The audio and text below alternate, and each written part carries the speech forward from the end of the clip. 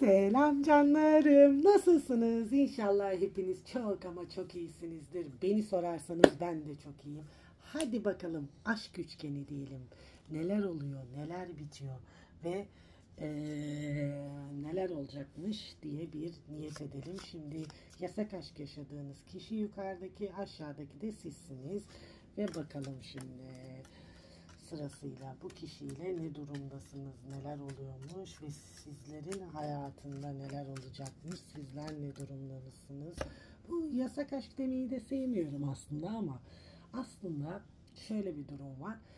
Kimse bence böyle bir sıkıntılı aşk yaşamak istemez. Fakat öyle ki şimdi bazen öyle bir durumlar yaşanılıyor ki hayatta ister istemez bu durumlar içerisine giriyorsunuz. Kimilerin mesela dişil olan kişilerin hayatındaki eşleri bir kadını tamamlayacak bir yapıda olmuyorlar veya erillerin hayatındaki kadınlar onları tamamlayacak durumda olmuyorlar.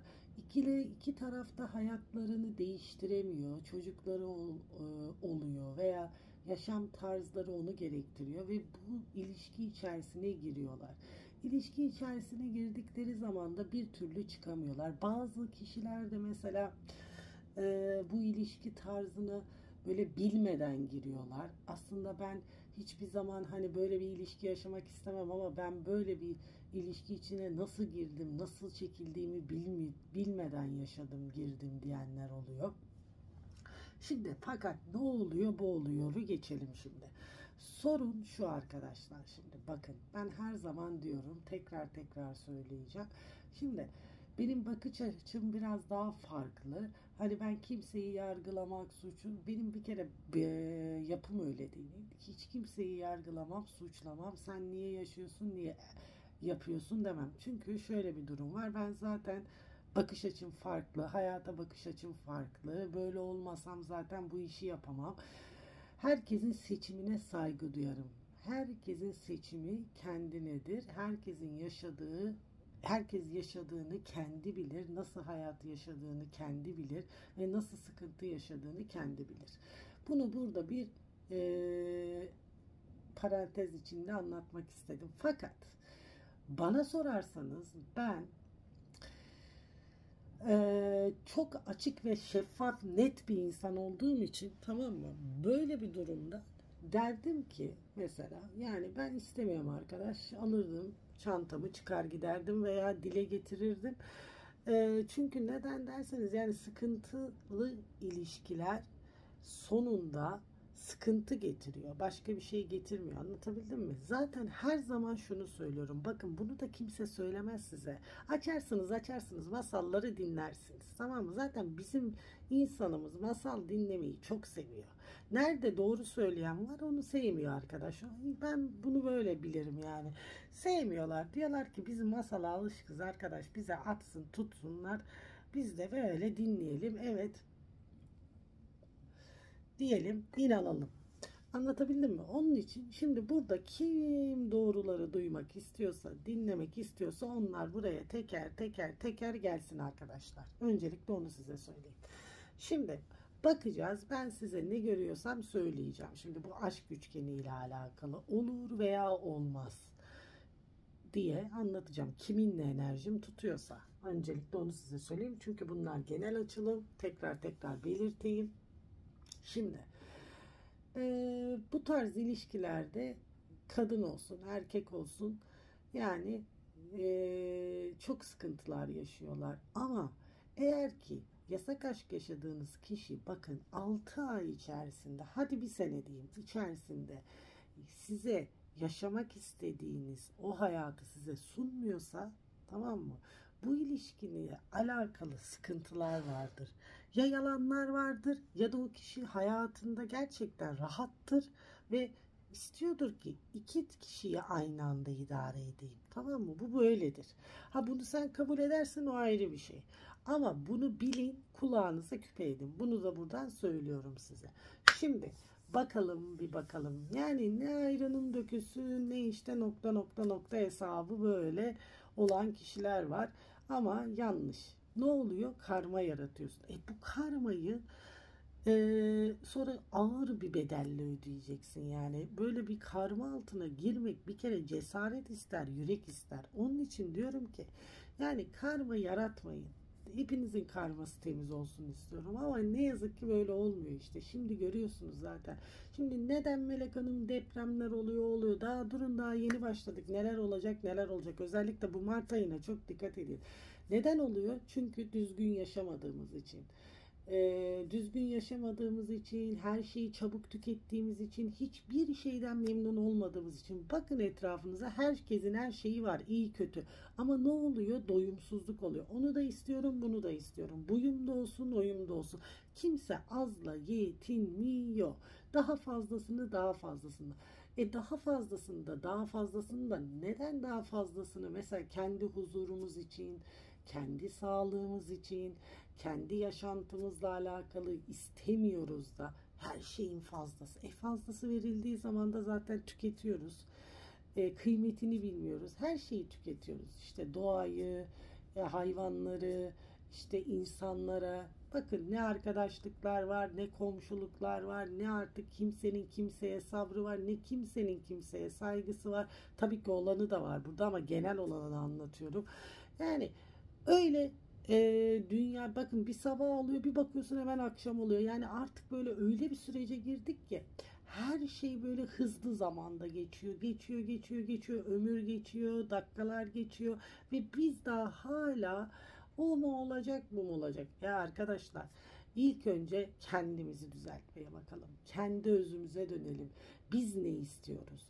Bak, biz mutlu olursak herkes mutlu olur çevrendeki. Sen kendini iyileştirirsen senin hayatındaki her şey iyileşir ve her şey güzelleşir. İlk önce bunu yapmamız gerekiyor. Buradan bunu size dile getirmek istedim. Haydi geçelim bakalım. Yasak aşk yaşadığınız kişi. Şimdi bu özellikle bakın ateş gruplarından olabilir. Koç, Aslan, Yay. Bu işe bir macera diye başlamış bu insan ve bu macera olarak başladığı ilişkiyi çok ciddi boyutlara gitmiş. Aslında hiç de böyle düşünmemiş. Öncelikle onu size söyleyeyim. Yani ben bir takılayım edeyim çünkü bunun daha önceden de böyle çapkınlıklar olduğu için sizi de hayatına bu nedenle almış bu insan. Ama siz çok tartışmalı bir şekilde ayrılmışsınız. Ya siz bu kişi tarafından aldatıldınız, başka kişiler dahil oldu ya da bakın siz bir yanlışını görüp bu kişiye diyor söylediniz, dile getirdiniz, tartıştınız ve geri çekildiniz. Durum bu deniliyor. Öncelikle onu size söyleyeyim. Şimdi bakın siz toprak grubundan olabilirsiniz. Boğa, Başak, Oğlak ve diyorsunuz ki sen bana o kadar iyi gelmiştin ki ben bu yola nasıl gideceğimizi, nasıl ilerleyeceğimizi bilmiyorum. Çünkü sen hiçbir zaman bana rengini belli etmedin. Kırmızı mısın, yeşil misin, mavi misin kardeşim? Hiçbir zaman seni anlamadım. Bana iyi geleceğini, bir şeyleri yapacağını dile getirmesen de hal ve hareketlerinden olabileceğini zannederek ben bu yola çıktım. Çünkü bana iyi geldin lan. Bana iyi geldin, beni iyileştirdin. Ama sonra da yarım bıraktın diyorsunuz. Şimdi bu kişi diyor ki ben diyor paraya önem veriyorum diyor. Bak, çünkü bu yerime gelebilmek için çok emek verdim maddi manevi. Ne diyorum her zaman? Erkekler para harcadığı kadını sever. Para harcamadığı, yatırım yapmadığı yeri sevmiyorlar beybiler. Bunu da kulağınıza küpe edin. Şimdi diyor ki ben diyor aileme çok şey harcadığım için veya hayatımdaki kadına çok birlikte ortak oldukları durum olabilir, evleri şunlar bunlar, tamam mı? Ve ben mücadele edecek gücü daha kendimde bulamıyorum diyor. Onun için seninle bu duruma geldik zaten biz diyor. Ve bakın şu anki olan durum şu. Aslında kendinize değer veriyorsunuz kızlar, dişiller. Tamam mı? Ama içinizden bir ses size diyor ki bak diyor. Sen bir geri dur diyor. Zaten sen o çizgiyi, kırmızı çizgiyi çekmişsin. Bir geri durayım diyorsun. Ne düşüncesini, ne sevgisini, ne de bir adımını istemediğin bir noktadasın, bir pozisyondasın. Onu sana söyleyeyim. Bu ilişki askıya alınmış. Bu kişi hayatını, bakın bu kişi avukat olabilir veya adalet işleriyle uğraşabilir veya da kendi hayatıyla ilgili kurduğu o kadar çok böyle kendiyle böyle mahkeme olduğu bir süreçte ki anlatamam size. Şimdi bir kere diyor ki benim yüküm çok diyor. Yani benim o kadar çok yüküm var ki diyor. Ben diyor o yüküme diyor seni dahil edemedim diyor. Bakın hava grubuysanız da siz bu işi kestirip atmışsınız ama içten içe bekliyorsunuz ki bir haber gelir mi? Tekrardan bir durumları düzeltebilir miyiz? Bu iş oluru var mı diye de bekliyorsunuz. Öncelikle söyleyeyim. Şimdi burada diyor ki bakın bu kişi çok üzülüyor.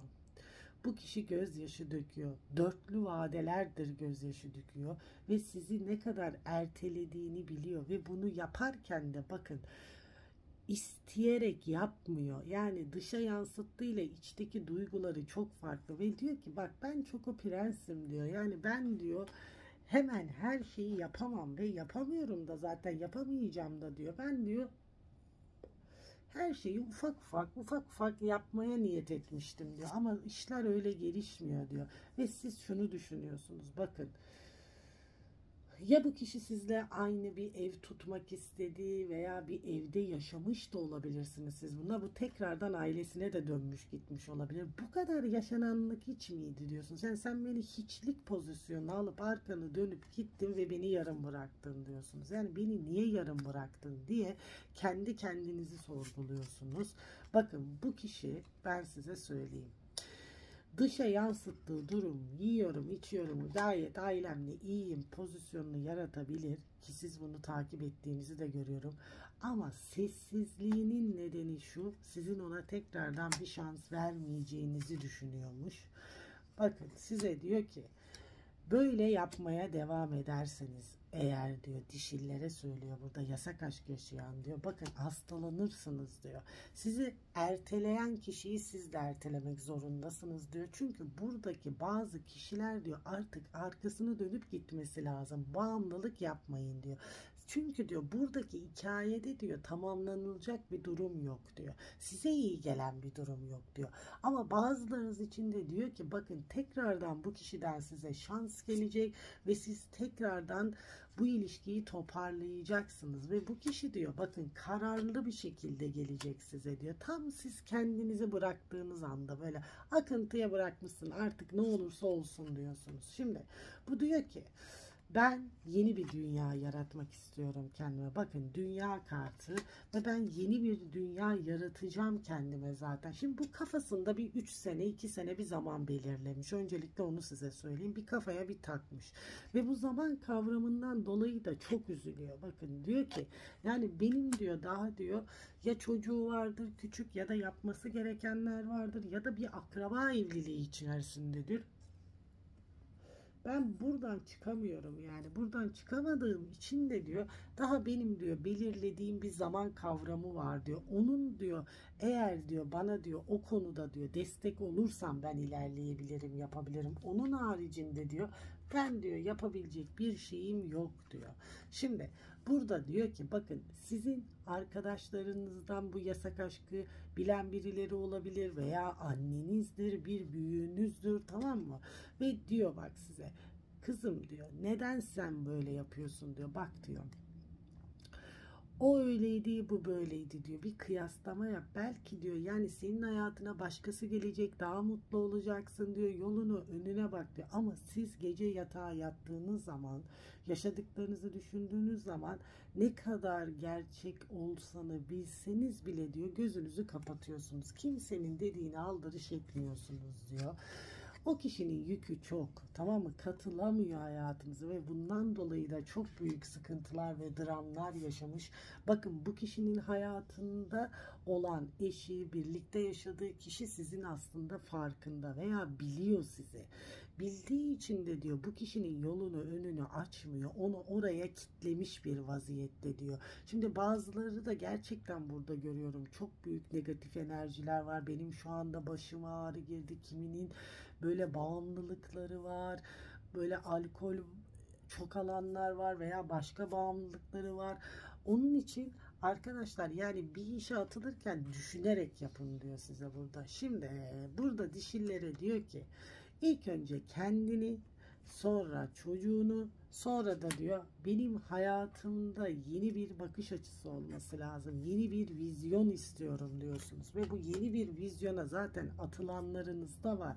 Her şeyi arkada bırakıp yeniyi seçen kişileriniz de olacak deniliyor burada bana. Şimdi bu kişi diyor ki bak ben kendi kendime düşünüyorum. Şimdi bunların yasak aşk yaşadığınız hayatınızdaki kişiler eşleri veya birlikte olduğu kişiler sarışın da olabilir. Onu size söyleyeyim. Ve diyor ki ben eninde sonunda zaten boşanacağım diyor. Sen olsan da boşanacağım, olmasan da boşanacağım diyor. Fakat benim istediğim seninle bir olmak diyor. Ama diyor bu süreç diyor biraz uzun diyor ve bu süreçte bana destek olursan ben ilerlerim. Olamazsan nasıl tek başıma, ben gücüm yok ki diyor.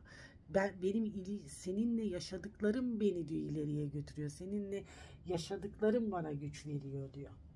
Peki durum buymuş arkadaşlar. Peki o kişinin hane içerisinde neler oluyormuş bakalım. Eşiyle olan durumu neymiş? Ona bakalım. Ve nasıl anlaşıyorlarmış bir bakalım. Şimdi diyor ki çok büyük problemler var orada diyor. Bir kere diyor bu ilişki duyurulmuş. Duyurulmadıysa da duyurulacak zaten, onu size söyleyeyim. Ve bekliyor ki bu kısa bir zaman içerisinde olacak. Bu ilişki zaten diyor duyurulduysa eğer diyor burada diyor bu kadının zaten gidişi gözüküyor arkadaşlar, size onu söyleyeyim. Çünkü burada bir şeyler takip ediliyor. Nefes bile alınılmıyor. Çok büyük sıkıntılar yaşanmış, gözler üzerinde. Biliyor. Hane içerisindeki kadın biliyor ki sevilmediğini, istenmediğini ve ilgi alaka olmadığını, ama diyor ki burada çok emek verildi diyor, tamam mı? Ve burada aileler çok söz konusu, araya aileler girmiş ve burada hiçbir cinsellik de bu kadınla yaşandığını görmüyorum ben. Bayağı büyük bir sıkıntılar var, öncelikle onu size söyleyeyim. Ve bu kişi diyor size tekrardan diyor gelecek ve diyecek ki, çocuğu küçük de olabilir bunun, bakın diyecek ki biraz daha bana zaman ver, kendimi maddi manevi toparlayayım, ondan sonra seninle bu yola çıkacağım diyor. Peki çıkacak mı? Çıkacak.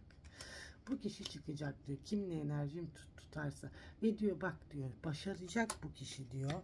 Ve diyor gerçekten başarmak istiyor zaten. Yani ben yaparım diyor. Ama benim yanımda destek olursan ben bunu yapabileceğim diyor. Peki aldım, kabul ettim, aldım, kabul ettim. Peki siz ne yapacak mısınız? Siz diyorsunuz ki bakın bana aradan üçüncü kişiyi çıkarsın. Allah'ın emriyle ben zaten senin yanında olurum. Gelirim o yolda diyorsun. Göreyim ama diyorsun. Ve ben seni zaten dünyama dahil etmek istiyorum. Ve ne kadar bana yanlışın olsa da ben seninle bir olmak istiyorum. Yani sen benim kalbimin kralısın diyorsun burada. Tamam mı?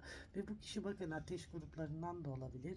Ve gerçek olan şey şu ki gerçekten çok seviyorsunuz ve ne kadar işin içerisinde entrikalar, yalanlar olsa bile bu kapının ortasından artık geçip gitmek istiyorsunuz. Ve diyorsunuz ki ben onsuz yalnızım ve hiçbir şey yok, hayat bana boş geliyor dediğiniz bir süreçte misiniz? Evet, yani sizin de duygularınız böyle. Peki ne olacak aranızda dediğim zaman, şimdi burada diyor ki bana kartlar o kadar konuşmak istiyor ki hepsi kendini attı arkadaşlar, onu size söyleyeyim. Ne olacak aranızdaki sonuç, ne olacak dediğim zaman, şimdi bazılarınız gerçekten kestirip atmış. Öyle bir tartışmalar, öyle bir kargaşa çıkacak ki buna dikkat edin diyor. Bazı durumların ortaya çıkmasını söyler burada. Diyor ki size bakın, eğer bu kişiyle aile kurmak istiyorsanız diyor ve diyor burada siz bu kişiyle diyor çok tedbirli ve diyor dikkatli ilerlemeniz gerekiyor diyor. Bu zaten hane içerisinde çok büyük sıkıntıları var diyor. Bu sıkıntıları aşıp diyor sizinle bir olacak bu insan diyor. Bu çaba içerisine gelecek ve bakın siz diyor küllerinizden yeniden doğacaksınız ve bu kişilerle diyor bir aile kurma olayınız olacak diyor. Şimdi bu bazılarınız için tabii ki. Size uyanı her zaman dediğim gibi alın, kabul edin. Uymayanı canlarım evlerine geri yollayın. Seviliyorsunuz. Sizleri çok seviyorum. Yorumları bekliyorum. Haydi bakalım. Abone olmayı unutmayın. Tschüss.